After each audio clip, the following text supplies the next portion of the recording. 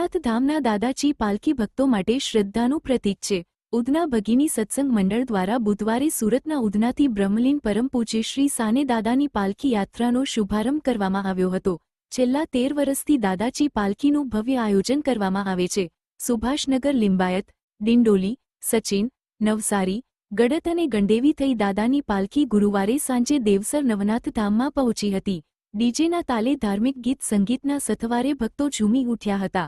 નવનાથ ધામના વર્તમાન ગાદીપતિ પૂજ્ય શ્રી છોટે દાદાએ દાદાની પાલકી ઊંચકી નવનાથ ધામ પરિસરમાં પધરામણી કરી હતી।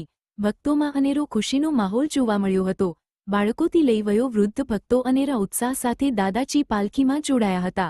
દેવસર નવનાથ ધામમાં ભક્તો માટે પ્રસાદની વ્યવસ્થા કરવામાં આવી હતી। નવનાથ ધામના સ્વયંસેવકોએ ખડેપગે રહી કાર્યક્રમ સુચારુ પાર પાડ્યો હતો।